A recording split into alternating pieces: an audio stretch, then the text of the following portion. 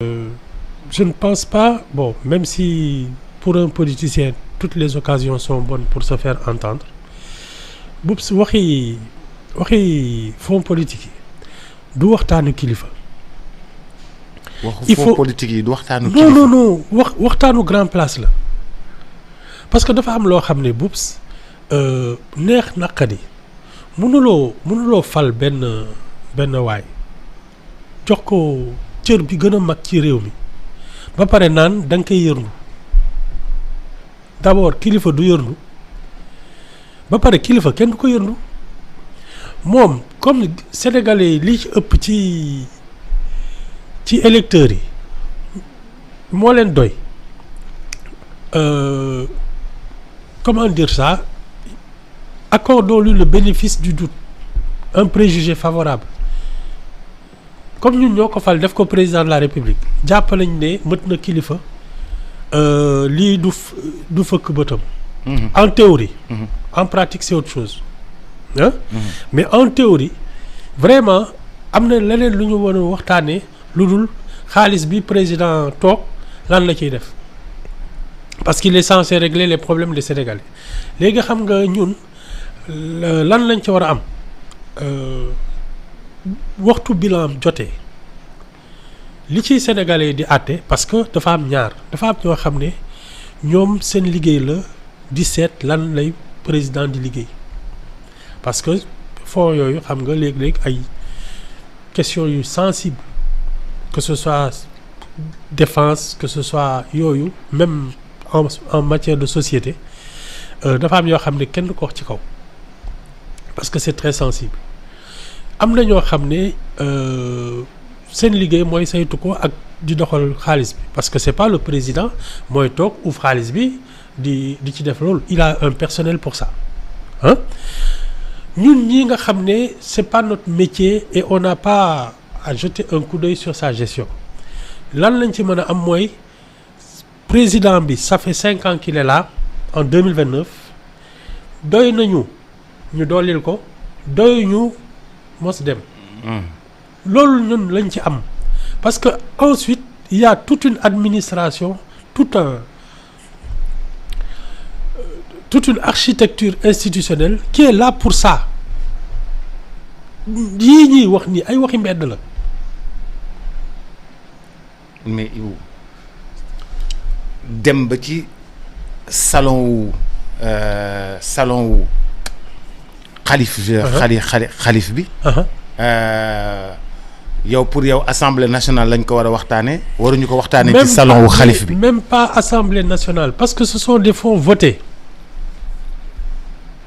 lii ñuy wax nii mais assemblée nationale moo koy voté xam nga ñoom ils sont là depuis 2017 hein fonds yi président bi nekk kii budget présidence ñoo ko voté wala tu as oublié ça si ñoom ñoo ko voté bi ñoom ñoo ko voté c'est tout ils n'ont plus rien à dire sans débat d'ailleurs waaw parce que bëgguñu woon kenn xam lu ne ci biir waaw sans débat d'ailleurs waaw léegi yow tu votes un budget ba ñu alloué ko fonds yi nga naan non il faut ñu seet ko mais attends du waxtaanu Ibou déclic bi fan la ñëwee ba pendant 2 ans lui il n'a jamais songé à regarder ses fonds et depuis qu'il n'est plus mais moom ci boppam dañ ko ci doon jox effectivement mais waaw léegi Ibou fan la déclic bi ñëwee ba mu ne daf foog ñu xool ko non léegi il a une posture d'opposant il fait feu de tout bois li ñu naan faire feu de tout bois c'est-à-dire tous les prétextes sont bons pour gêner la gouvernance du président c'est tout hein waxi kii la rek xam nga ñun en plus ce sont des questions extrêmement sensibles Boubs il y a pas sujet de conversation plus courant au Sénégal que l'argent et les histoires de mœurs le sexe et l'argent soo ko tegee ci table bi ñëppay seetaan si ku ne wax ci c'est pas autre chose ça nit ñi dañu bëgg di waxtaanee xaalis tu sais et ça c'est un réflexe de pauvre parce que les gens riches là ils parlent pas d'argent ñoom dañ koy jëfee ils gagnent de l'argent mais ils n'en parlent pas chaque jour ñu gis ko chaque jour ñu xam liñ ciy def muy dem di ñëw di régler ay problèmes di yokk mais duñ ci wax. parce que xam nañ ko dañuy def li ñuy def jàpp seen. c'est ça ki xam xaalis du ci wax da koy jëfee tu travailles tu gagnes ta vie tu investis tu fais des trucs tu règles des problèmes. et tu restes discret. mais xaalis moo bëggul wax sax loolu moom Boubs tous les gens qui ont gagné beaucoup d'argent et qui ont étalé leur richesse ça c'est mal terminé di nga gis ku toog Boubs toog ci xaalis bi dul jeex doo ko dégg ci dara munoo romb dara ba ni kii lii moo ko moom ah dërëmam du réer dès que tu étales ta richesse tes problèmes commencent ñii li ñuy waxtaanee nii c'est juste pour gêner la gouvernance du président et moi je trouve que c'est un mauvais sujet. Ces visites de courtoisie ont pris des allures de meeting politique. Oui. De meeting politique parce que c'est des caravanes, c'est des trucs, des chahuts. xam nga lan mooy ma conclusion. Ces gens-là manquent de savoir-vivre. C'est manquer de savoir-vivre parce que Boubs le savoir-vivre c'est à chaque situation savoir lan moo la fi indi lan moo tax nga sol sa daal dem seeti ay kilifa ak lan nga leen di war a waxtaanee waaw c'est ça le savoir-vivre ñii il manque de savoir-vivre dañoo yaru seen sago. Depuis je pense l'affaire des 94 milliards on ne parle que d'argent depuis l'avènement Pastef on parle de détournement on parle d'argent oui parce que ce sont des fiscalistes. Ah d'accord. C'est leur formation et puis c'est certainement leur principal intérêt. C'est leur principal intérêt. Oui, ce sont des fiscalistes xaalis rek lañ ci dox. C'est ça. xaalis nu ñu ko roccee rek la ñuy dox. C'est ça. kon non c'est pas autre chose. seen bi ñu amee ñeneen ñoo xam ni duñu ay fiscalistes ñi ngi doon liggéey di ndex normal mais léegi bi ñu amee ay fiscalistes ak léegi. ku nekk kii Senghor. C'était un intellectuel un littéraire. Il parlait de grammaire, d'art. Il parlait de culture. De culture. Hein? Abdou Diouf c'était un administrateur civil. Hein? Il parlait de gouvernance. Wade c'est un avocat privé am kii ak yooyu. C'est ça ay montage financier yooyu la doon wax. Macky Sall ingénieur la ay chantier rek lay wax. xam nga tout le temps je te disais mais Macky Sall chaque année ces discours-là on dirait le ministre des travaux publics. C'est ça ku nekk ta culture ñi xaalis rek. Nous allons faire l'autoroute Kaolack Dakar. C'est ça. Fatick Dakar. C'est ça. Le pont terminer les travaux. C'est ça. Chaque instant di lim ay kilomètres rek. di lim ay kilomètres 983 kilomètres pétrole gaz nag comme loolu la jàng en plus voilà chacun a sa culture ñii xaalis rek. mais kat damaa rus ñu dem ba ci. looy rus yow lu ci sa yoon. ah dama xam nga man gàcce day bàyyi borom topp ma. ça affaire la dem ba ci salon kilifa diine yi naan fonds politique yi fii lañ ko dugg. fonds politique yi fii lañ ko dugg. fonds politique yi fii lañ ko dugg. c'est inapproprié et c'est une preuve de manque de savoir-vivre kilifa dafa am loo koy waxtaane doo ko dugal ci wax yu sew. kilifa kenn du ko dugal ci wax yu sew. non xaju ci et ça waxtaanu mbedd la et enfin. Ah, j'ai été impressionné cette année comme combien c'était devenu avec des fonds politiques des allures de meeting, des visites de courtoisie qui avaient des allures de meeting en fait. C'est du manque de savoir-vivre, du sans-gêne. Parce que moi je suis convaincu que les khalifes de confrérie là ils ont des soucis bien plus sérieux que di waxtaane yooyu parce que dañu am ñu njaboote ils dirigent des communautés et il y a des sujets bien plus importants pour eux surtout avec la dégradation de l'éducation, la dégradation du pouvoir d'achat ak yooyu il y a des sujets plus sérieux que ça, l'aménagement de leur cité là. Il y a des sujets plus sérieux que ça. loolu laa gëm de.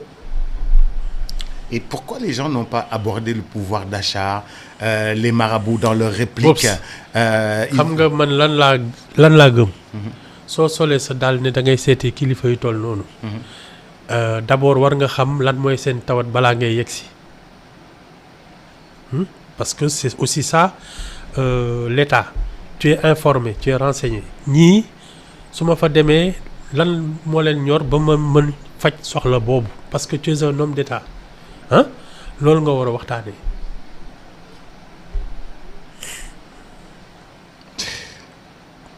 On ne dérange pas des gens de cette dimension pour parler des rumeurs ak yooyu.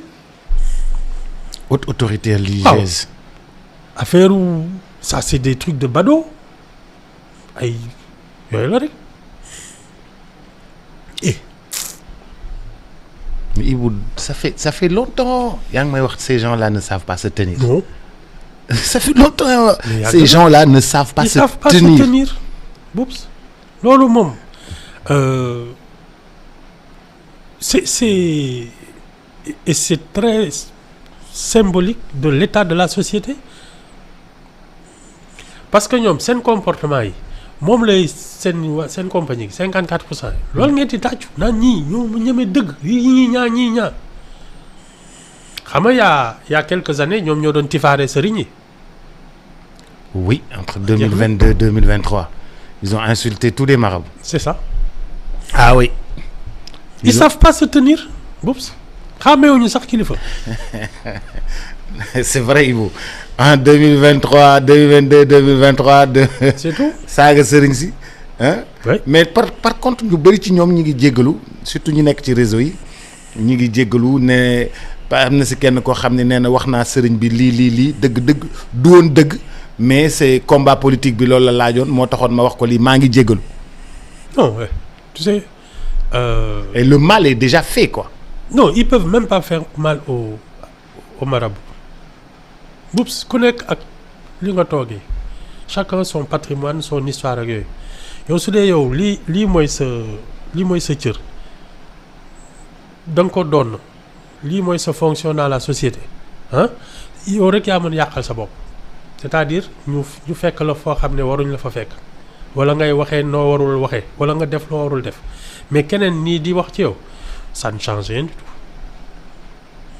nit mooy yàqal boppam Boops nga mat kilifa ñëpp jàppee la ko ngay bañ def yi fi kilifa yow yaa yàqal sa bopp mais tant que eux ils sont dans les postures où on les attend kenn mun leen kii saaga yow Boops man depuis combien de temps ñu ngi may saaga fu mu tax ci man non. Oui mais c'est que en fait da ngay briser un peu l'opinion. Pas du tout. Non si Ibou bi entre 2022 2023 c'était assez compliqué. Non 2024 c'était assez compliqué. Ils ont un peu. kii gëm sëriñam. kenn mënul fexe parce que gëm moo mel noonu ku gëm kenn mënul fexe ba mu bañ gëm ku gëmul nag kenn mënul fexe ba mu gëm ñi doon werante di kii ak di ci ak yooyu c'est que ñooñu duñ seen ay kilifa et ça n'a été qu'un révélateur. Mais les disciples convaincus talibé yi nga xam ne ñoom. ay talibé dëgg lañu. waaw. dara du leen écorché. non jamais. te ñooñu ñoo ci ëpp solo. saaga leen entre 2022 2023 dem seeti leen 2026 toog di waxtaan ak ñoom. c'est ça. sëriñ bee mën a muñ. non Boops kilifa moo dul jàpp yooyu. kilifa du jàpp loolu. non du ko sax dégg day mel ni déggu ko. Et comment tu crois que sinon day nekk fii di daaga sant day mel ni déggu ko. kilifa day fënatal loolu la wolof di wax kilifa day fënatal. c'est ça may mel ni dégguma ko. déggoo ko kilifa day fënatal. c'est ça.